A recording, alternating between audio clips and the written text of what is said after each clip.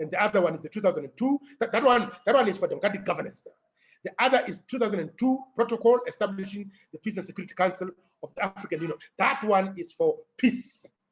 And also we have the institutional mechanisms that aim to actualize this normative framework in the form of the African governance architecture towards advancing democratic governance on the continent, and also the African peace and security architecture for achieving peace, security, and stability on our continent.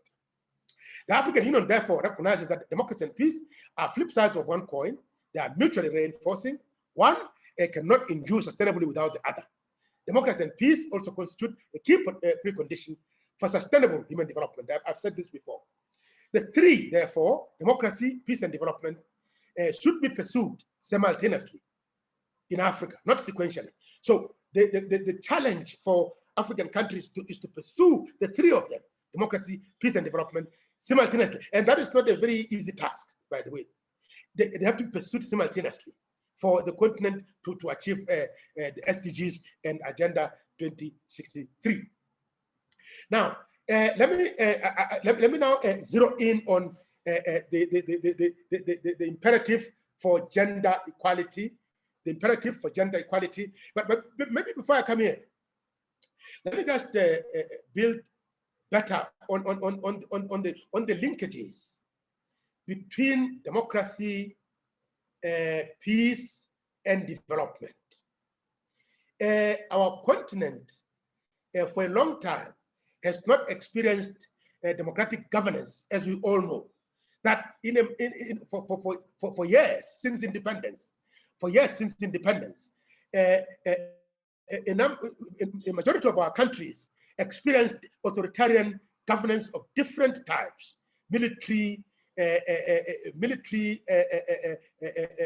type, one-party type, monarchical in certain instances. And this kind of environment has not been conducive to development in many respects. And therefore, poverty continues, inequality continues, unemployment continues.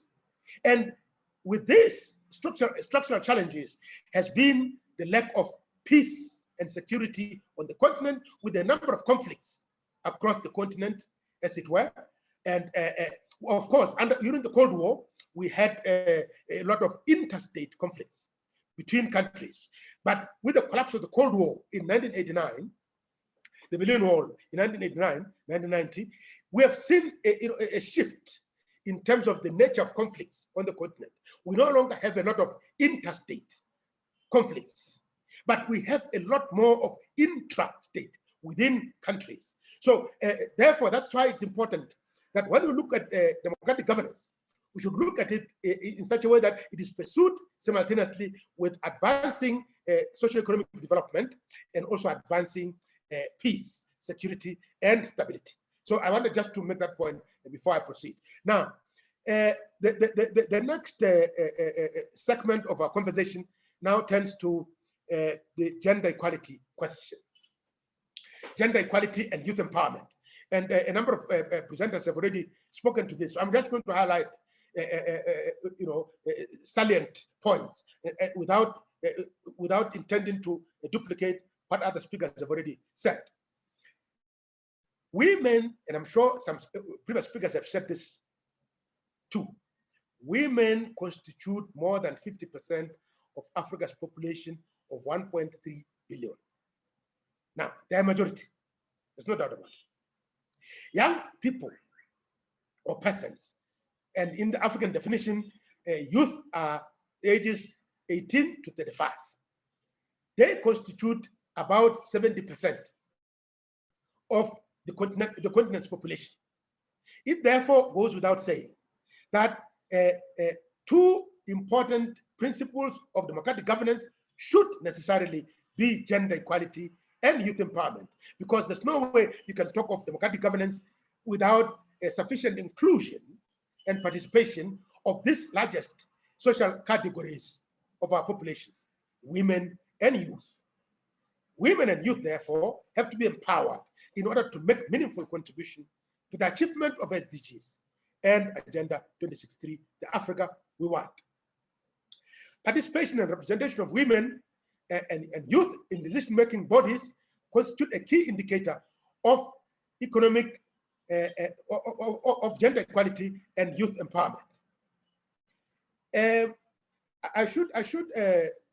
Before I proceed, I think I should make a point that in terms of gender equality and women's empowerment, in fact, gender equality and youth empowerment, much as I'm going to focus mainly on political governance, it's a big agenda that transcends political governance into economic governance, social governance, environmental governance, all aspects of governance, as it were. But because we don't have a lot of time, I'm going to just zero in on political governance. But I wanted to make that point so that I don't, give the wrong impression that gender equality and youth empowerment are confined mainly to political governance. No, there are much bigger agendas that transcend political governance to even economic governance, social governance, environmental governance, etc., etc. Now, let's look at the representation of women in national assemblies as an indicator. And I know that a number of presenters have already touched on this, in particular Ambassador Fatima Ndangisha, who presented earlier on, when she also gave a good case study of Rwanda. Now, in terms of gender or women's representation in national assemblies, according to the latest data from IPU, International Parliamentary Union, here's what we have in terms of the top 5 countries on the continent. The top 5 countries on the continent, we have, I think, let me just see. We have Rwanda as number 1 on the continent. Rwanda as number 1 on the continent, and with 61.25% of women in the National Assembly of Rwanda. So Rwanda tops the list in Africa. And now that is followed by South Africa at 46.43%. And Namibia with 43.27%. And Senegal with 43.03%. And then Mozambique as the 5th on 41.20%. These are the top 5 countries in terms of gender equality. And therefore, I think that there are a number of lessons that can be learned from these 5 countries if others want to really catch up in terms of gender equality. And at least achieve 30%. That is the bare minimum. 30% is not the ultimate goal. That's the bare minimum. So then you benchmark yourself from 30 upwards. But you see, then you have at the bottom 5, an interesting list there. At the bottom 5, in terms of women's representation in national assemblies, that are below 10%. They are the worst performing countries. You have Nigeria, one of the biggest countries on the continent, at 3.63%. It's very low. Benin, 7.23%. Central African Republic, 8.57%. The Gambia, 8.62%. And Eswatini, the former Swaziland, now called Eswatini, is 9.59%. Just to give you a sense, so that we can see that in terms of gender equality and women's empowerment, we still have a long way to go. There are a few countries at the top, but quite a number of them at the bottom of the ladder. So Africa, therefore, still faces an enormous amount of challenges. Therefore, I would suggest, I would argue that there's need for deliberate effort to empower women and empower youth, not only in the political sphere, but across all spheres: political, social, cultural, economic, environmental, across the spectrum, to make sure that we achieve this objective of gender equality and women's empowerment. Because if we don't include women, we don't include youth. Those of us who know the football soccer match, it's like, because in soccer, you play with a number of players, right, per team, is as good, if we don't include this important segments of society, is as good as fielding half of your team and hoping to win a soccer match. Is fielding half of your team and hoping to win the match. So let's field the full soccer team. And fielding the full soccer team requires us to, deliberately ensure that women are sufficiently empowered, youth are sufficiently empowered, and therefore they participate fully in the socio-economic and political lives of their societies. Now, let me then wind up so that we leave more time for discussion. Let me then conclude as follows.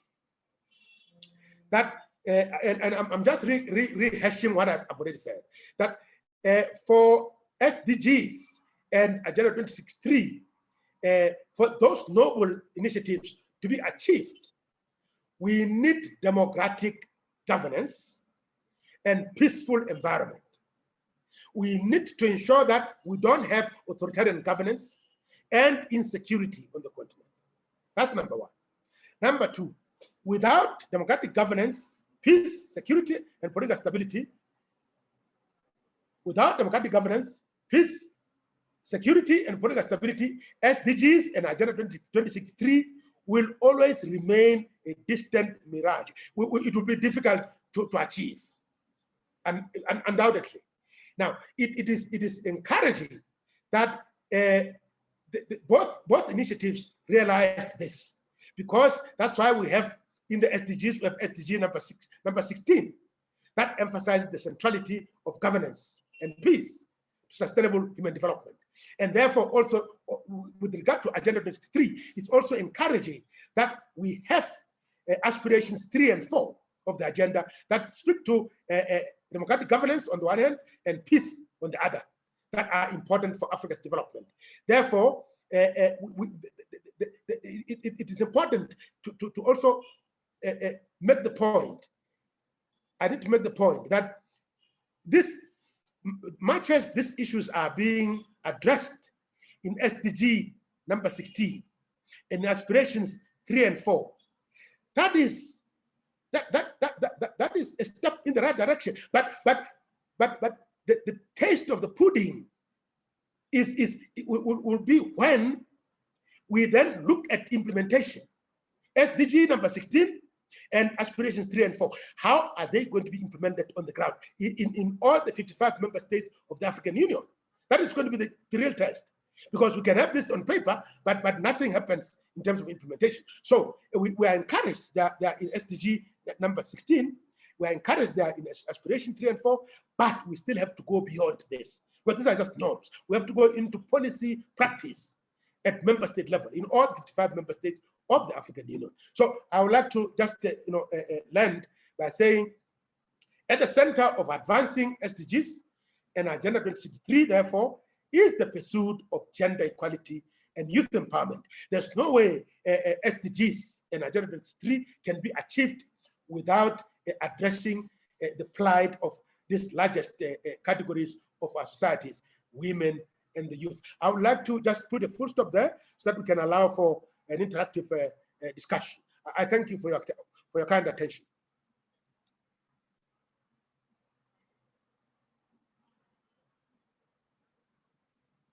I need to be guided by the Mr. Marwan. You'll guide me how we proceed, please.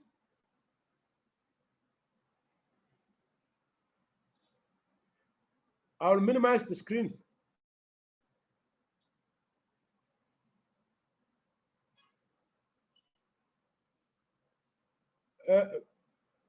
Are the organizers with us, Mr. Marwan? Hello? Can you hear me? Hello, I can hear you. Yes, my brother. Guide us how we proceed. Okay, you have to. I've now finished. It's now time for an interactive discussion. Okay, if anyone has any question, please raise your hand. Yes. I don't see hands on my side. Okay.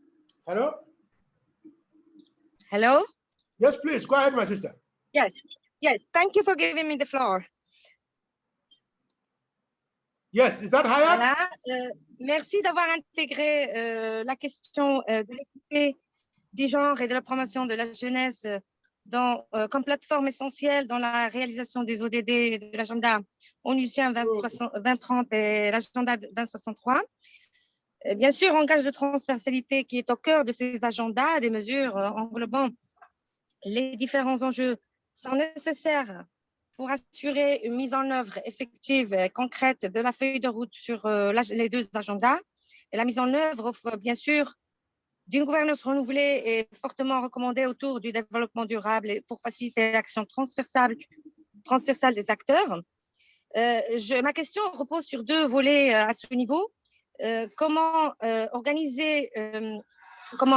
établir un référentiel de base pour la réalisation de ces objectifs et bien sûr, comment organiser le suivi et l'évaluation de la mise en œuvre de cette feuille de route. Merci.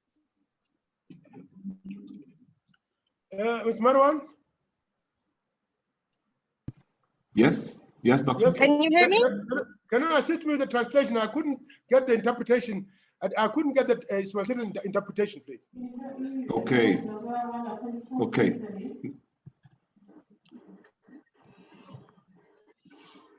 Can we take next question and then we work on the interpretation?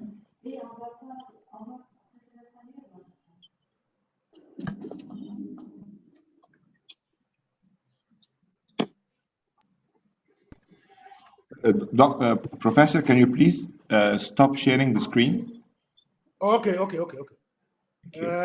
Where do I go? The green button, the same green button. Again. Yes. I do new share. Yes. And then yes. And stop screen. Stop screen. Stop share. I press on share. No. Okay, no problem. No, you just tell me where do I go?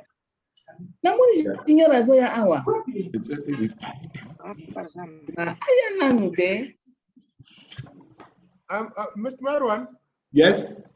Yes, assist me to shut down the screen. Yes, I'm on share. I will try to stop it. Just stop it from your side. Okay. So we take the next question.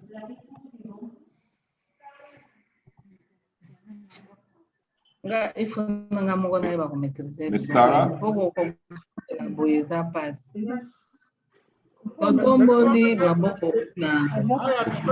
English, please. Okay, what? Can you...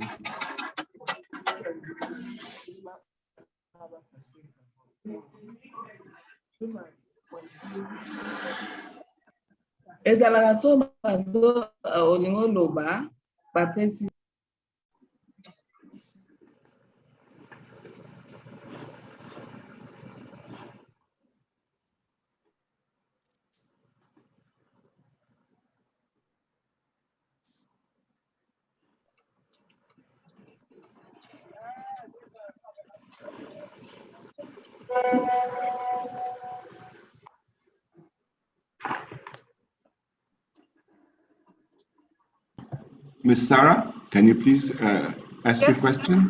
Can you please ask your question? Yeah. Thank you so much. Thank you. No, thank you. Okay. Thank you, Dr. Matlosa. My name is Sarah Hamouda. I'm from the African Peer Review Mechanism in South Africa. Thank you for the insightful presentation. I'm actually giving another lecture, another session tomorrow on EPRM and our role on the implementation and monitoring and evaluation of SDGs, in particular SDG 16. But I'm actually more interested to hear more from you, and also for the sake of the participants, on the relationship between your respective division or the political affairs department and the collaboration with NAPAD, with APRM, with other regional organs which have been also working on Agenda 2063. And Yes. more specifically, I know also that you had a great, I'm trying to share the camera now, but it's not working, it's fine. But I just want to say that also, I know that your team has been preparing excellent job during the COVID-19 times on governance response to COVID-19 as well, and the AU continental strategy against the pandemic. So yeah, I mean, probably you can share with us more insights on these two aspects. Thank you very much. Yes, thank you. Thank you, Sarah. Thank you so much. Very, very important questions you have posed. Let's take them one at a time. Firstly, I'm happy that you're going to be talking to the APRM in detail, because I also didn't want to, touch it without adequate detail. I'm glad that you're going to do that, because APRM is one of the most important institutional frameworks for advancement of democratic governance on the continent, having been established in 2003 in Abuja, Nigeria. So it's important that we're going to focus mainly on that in the next session. Number two is that APRM, given its strategic importance, it's also an active member of the African governance architecture. Is a member of the African governance architecture that I made reference to in my presentation. So therefore, when the African governance architecture advances democratic governance, APRM is at the heart of that effort. So there's no way we can do that without APRM, in the lead. That's number two. Number three, you've raised an important issue about COVID impact on governance. We have done a lot of work on that, and I know that APRM also did a lot on COVID impact on governance, on governance on the continent.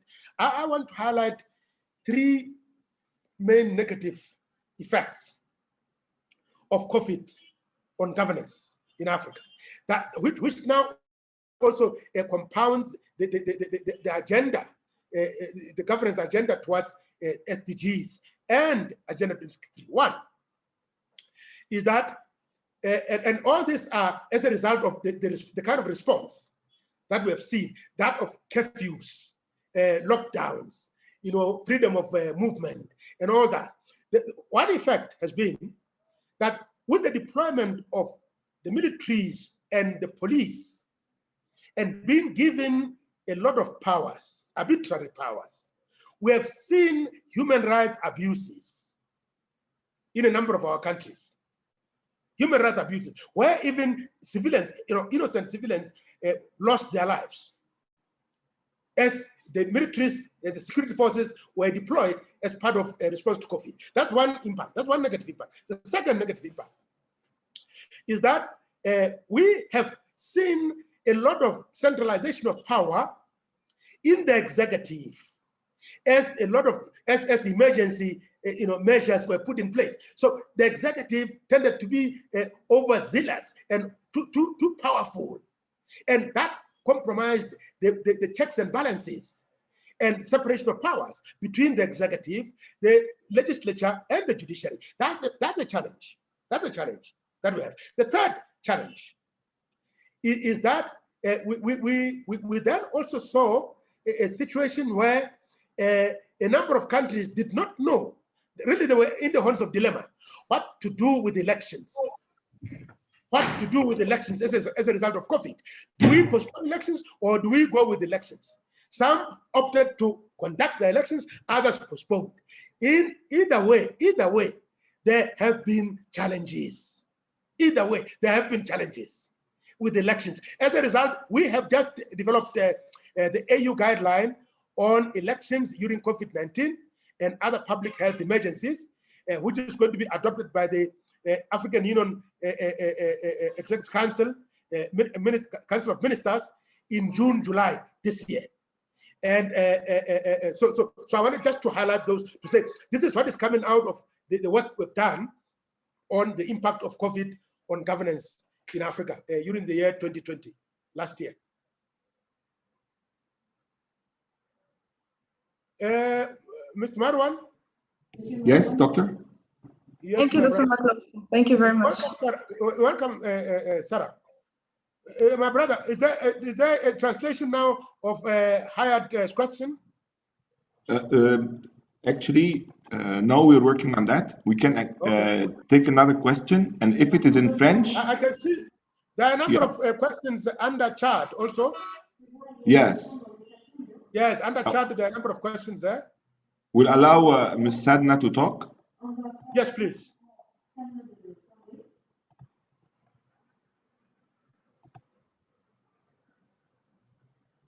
Sadna, please unmute your, yes. Press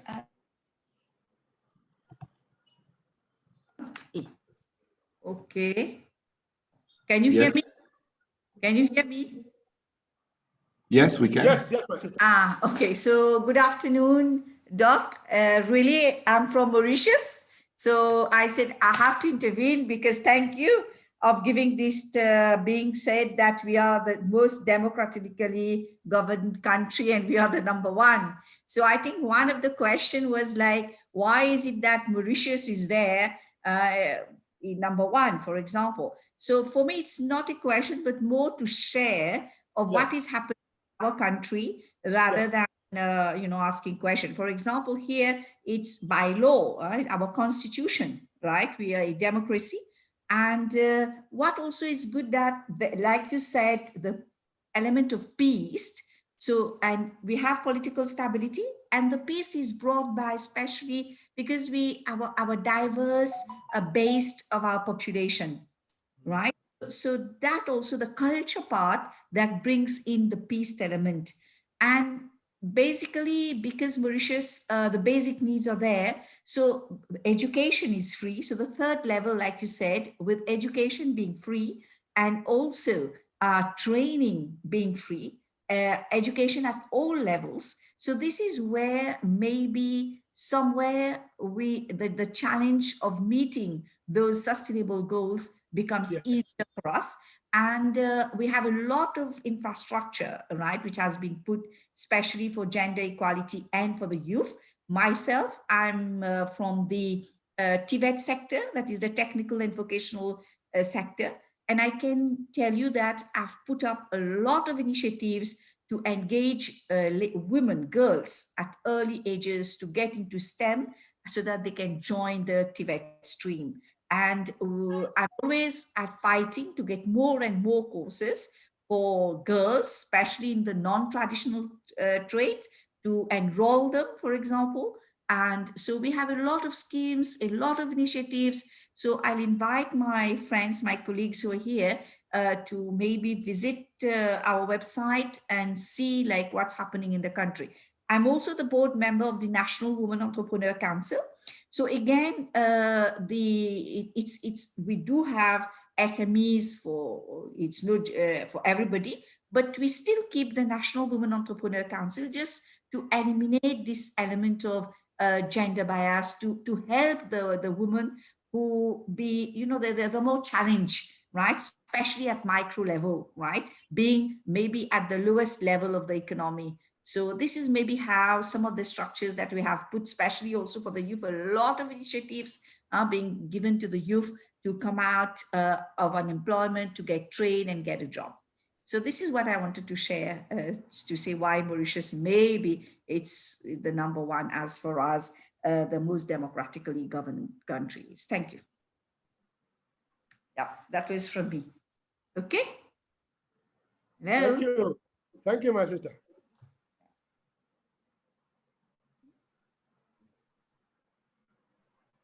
I think it was a comment, Mr. Marwan. Yes, Doctor, you would like to have a... I agree with her. It was from Sadna. I agree. So let's proceed. Do you have I think there's a, Mr. Marwan, can you allow Sandra Waya? Yes. From Nigeria, yes.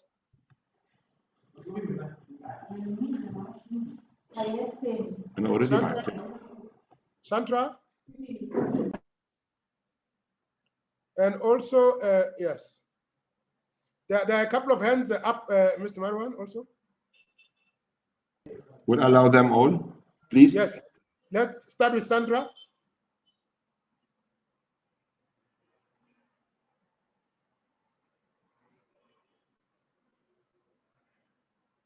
Sandra, maybe having a challenge with the network, or can we move to somebody yes, else? Sandra, there were a couple of hands up, yes. we will move to someone else until Sandra Yes. unmute her mic, please. Sandra, unmute. In the meantime, move to another participant. Yes.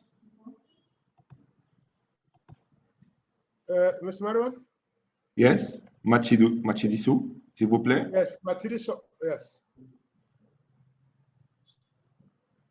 Matsiriso, Siri? No.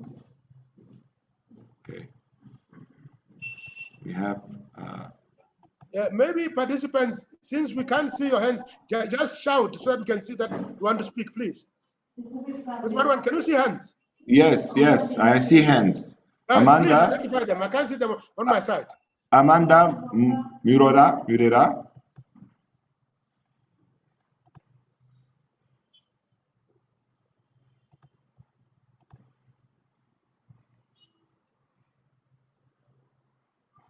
There are 5 participants with their hands up, please.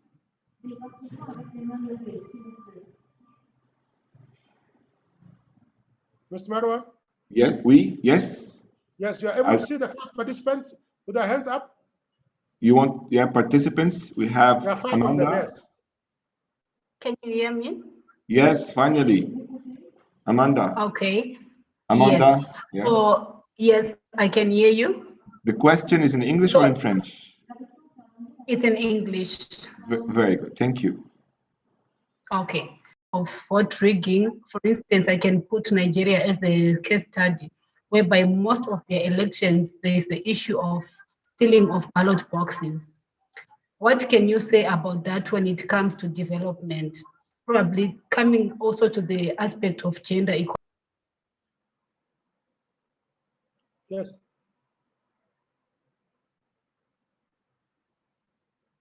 Amanda? Amanda?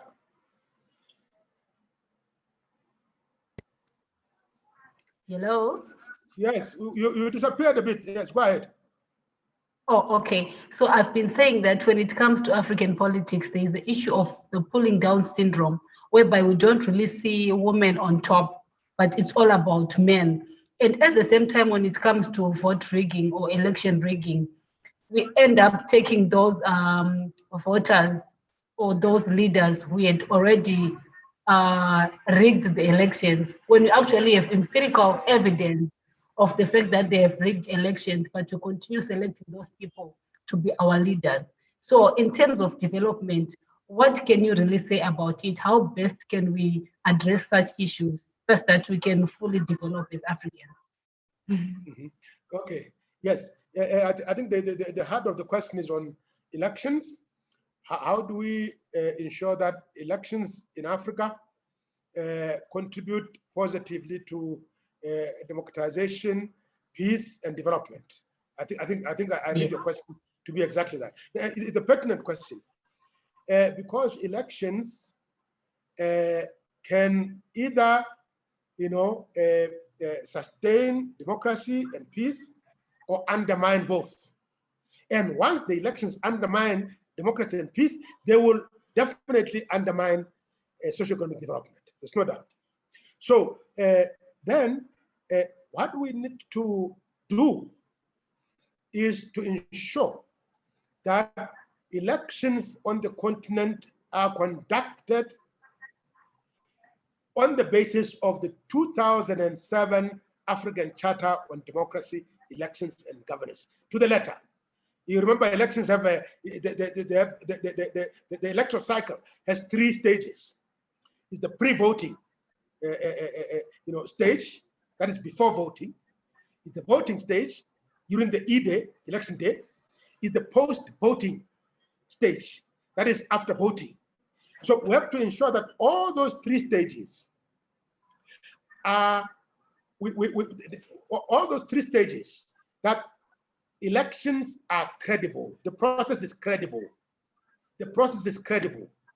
and transparent. But then, Yes, and transparent. Can And that's the only way it will lead to a legitimate outcome that is not contested even through violence. You see, Amanda. Okay, but then I've got another question still on that one. Can you hear me? Yes. Okay. The question is, you keep on talking about democracy. What exactly do you call democracy? Because democracy, I believe, is best at indigenized, meaning to say that democracy in Zimbabwe cannot be democracy in South Africa, cannot be democracy in Zambia. Correct. Probably I can talk about the issue of gayism. When you look at the issues of gay, when you go to South Africa, it's a law, and they actually take gayism as human rights. But in Zimbabwe, there's nothing like that. So when it comes to all those issues that we are talking about, I think it actually differs with the country and what they really call democracy. Yes, definitely. Democracy. This is where at times we make mistakes. Democracy cannot be treated like oranges, apples, and that you can import and export. It cannot be imported or exported. Democracy has to be, grown and developed within each particular context of each country. So you cannot think of democracy in Zimbabwe being the same as democracy in the United States, for example, or in the UK, for example. This is why we make mistakes. That we think we can import these systems. No, it doesn't work that way. You cannot think of a democracy in Germany being the same as democracy in Egypt. That will not work. Democracy has to germinate and grow within its peculiar context of Egypt, peculiar context of Zimbabwe, peculiar context of South Africa, Botswana, Mauritius. We're talking about Mauritius a while ago. So that's the way it should be. It should be homegrown, if I may use that term. It should be homegrown, and it should be consolidated on the basis of the peculiar socio-economic and political context of our countries. That's how I see democracy.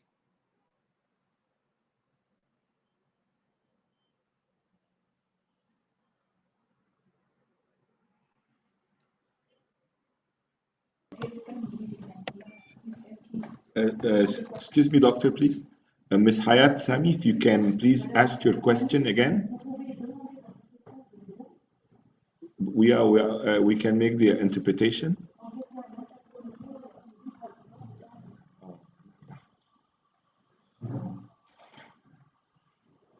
The doctor, would you like to take any other questions? Yes. Let me see if there was a Hasana Bala. Yes. Had a question earlier. Let me read it. The agenda 2063 is under Q&A box.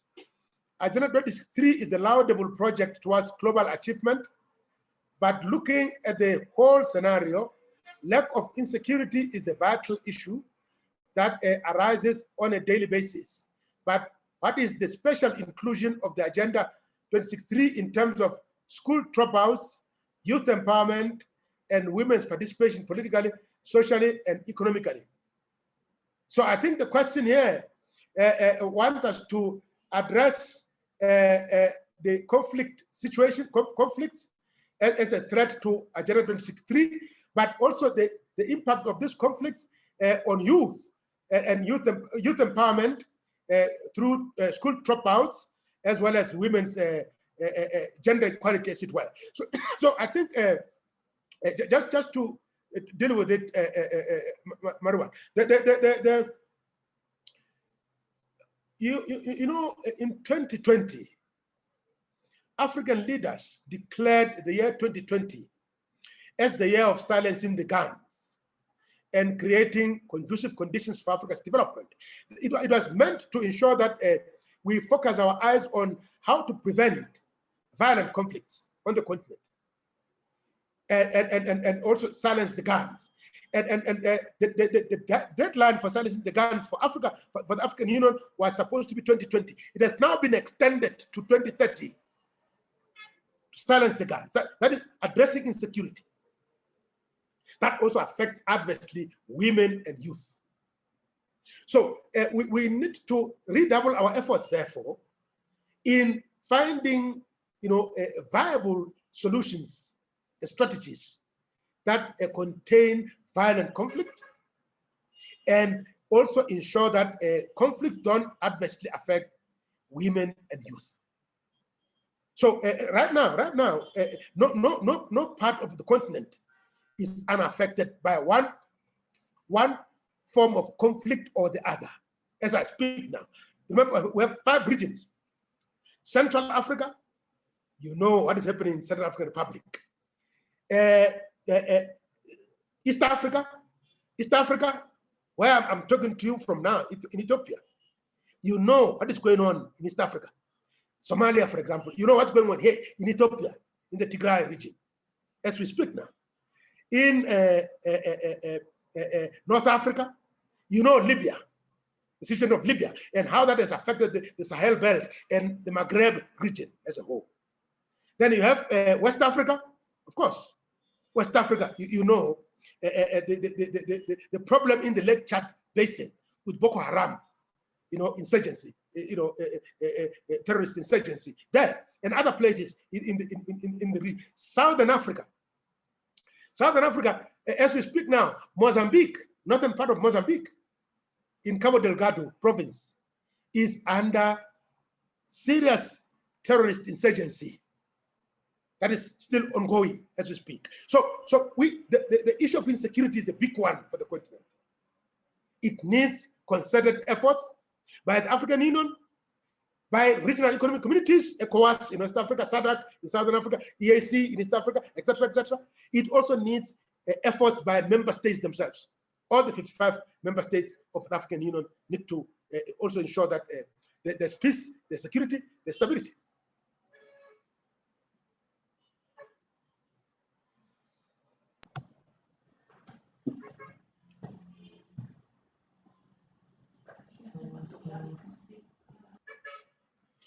Some of the the posts under the chat and the Q&A, I see most of them as also mainly comments. Marwan, no questions. Comments, yeah. I agree with them. Yes, probably. Yes. There's a comment. There's a comment in French talking about the gender equality and women equality. The comment is from Asatou, and yeah. Merci. They are mostly comments, really. Yes. I agree with them.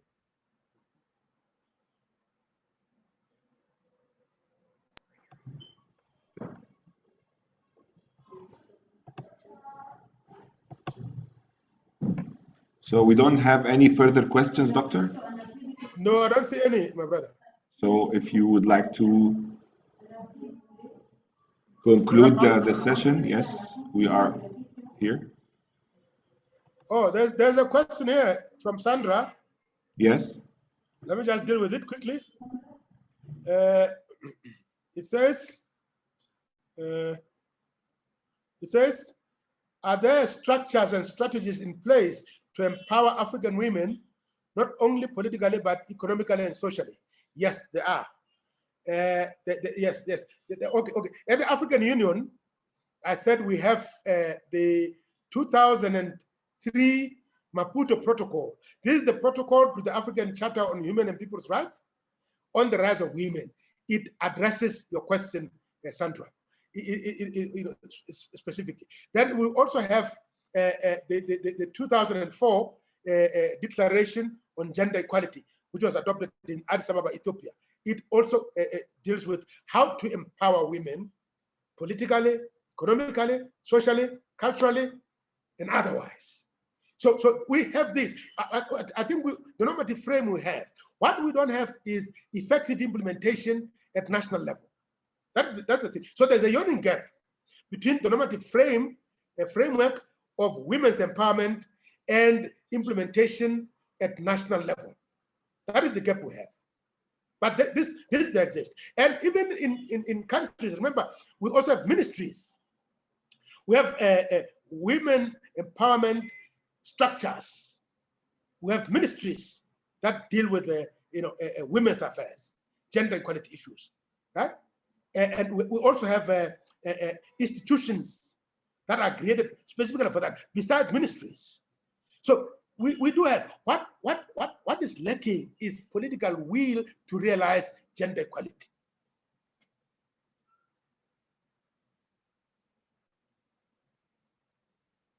Yes, Marwan, can I wrap up now? Yes, if you wish, Doctor. Thank you, my brother.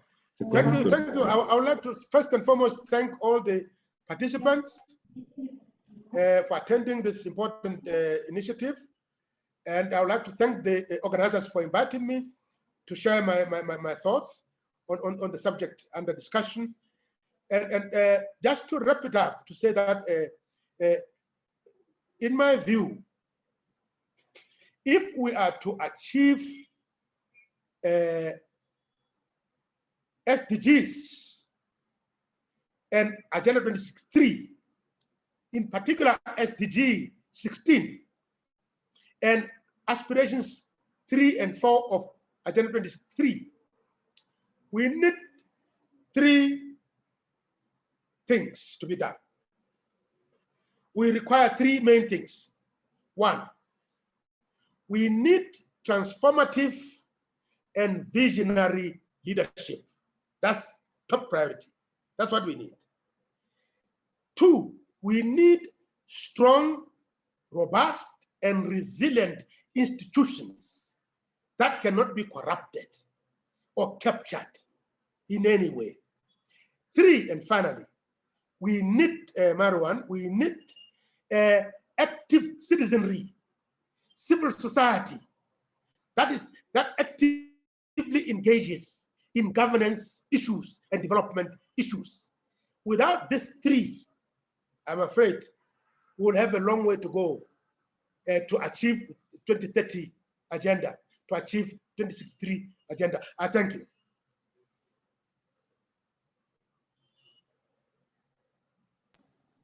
Thank you so much. Thank you so much, Dr. Matlosa, for such very informative, educative, interesting session.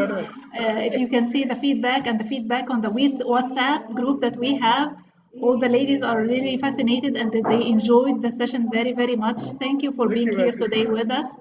It has been a pleasure, and we hope that we can see you in upcoming events. Absolutely. Thank you so much. Thank you so much. And for the participants, we're going to have break till 5 p.m. So now it's 4:15. So for 45 minutes, you will have a break.